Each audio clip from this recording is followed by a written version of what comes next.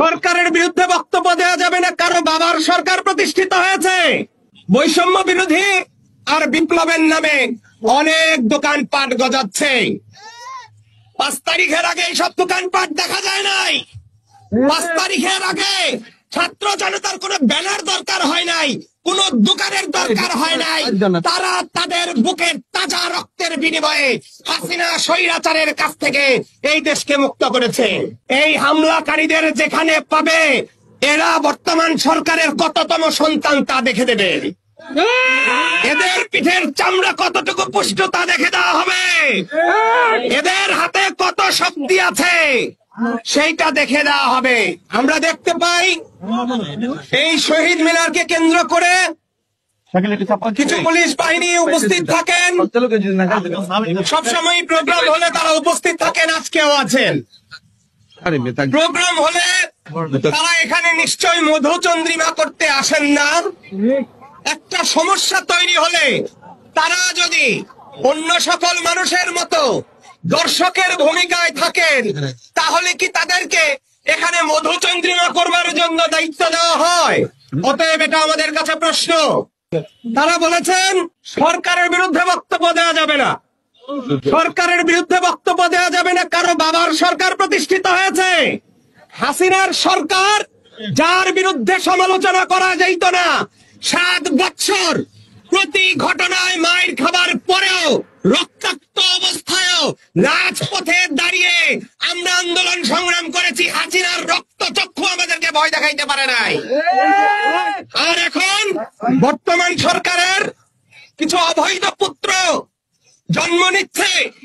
বিপ্লব পরবর্তী সময়ে বিপ্লবের নাম দিয়ে, 5 আগস্টের পরে গণঅভ্যুত্থানের নাম দিয়ে কিছু গজিয়ে ওঠা পরগাছা সংগঠন দেখতে পাচ্ছি।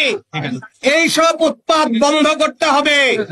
আওয়ামী লীগের সময় আমরা দেখেছি ক্ষমতার ভাগ বাটোয়ারা নিতে, ক্ষমতার সুবিধা নিতে জুতা লীগ, মোজা লীগ, অনেক ধরনের লীগ তৈরি হয়েছিল। আর এখন এই গণ অভ্যুত্থান পরবর্তী সময়ে বৈষম্য বিরোধী আর বিপ্লবের নামে অনেক দোকানপাট গজাচ্ছে। 5 তারিখের আগে এইসব দোকানপাট দেখা যায় নাই। 5 তারিখের আগে ছাত্র জনতার কোনো ব্যানার দরকার হয় নাই, কোন দোকানের দরকার হয় নাই। তারা তাদের বুকের তাজা রক্তের বিনিময়ে হাসিনা স্বৈরাচারের কাছ থেকে এই দেশকে মুক্ত করেছে। পুলিশ ভাইদের নিষ্ক্রিয় ভূমিকা 24 ঘন্টা অতিবাহিত হওয়ার পরে এখনো পর্যন্ত ভিডিও ফুটেজে যাদেরকে স্পষ্ট দেখা যাচ্ছে তাদেরকে গ্রেফতার করা যায় নাই। এই লজ্জা পুলিশ বাহিনীর, এই নিষ্ক্রিয়তার দায় পুলিশ বাহিনীকে নিতে হবে। আমরা সময় দিচ্ছি, কিন্তু ছাড় দিব না। আগামী 24 ঘন্টার মধ্যে যদি এদেরকে গ্রেফতার করা না হয়, তাহলে অবশ্যই বাংলাদেশের ছাত্র জনতা এই হামলাকারীদের যেখানে পাবে, এরা বর্তমান সরকারের কততম সন্তান তা দেখে দেবে। এদের পিঠের চামড়া কতটুকু পুষ্ট তা দেখে দেওয়া হবে। এদের হাতে কত শক্তি আছে সেইটা দেখে দেওয়া হবে।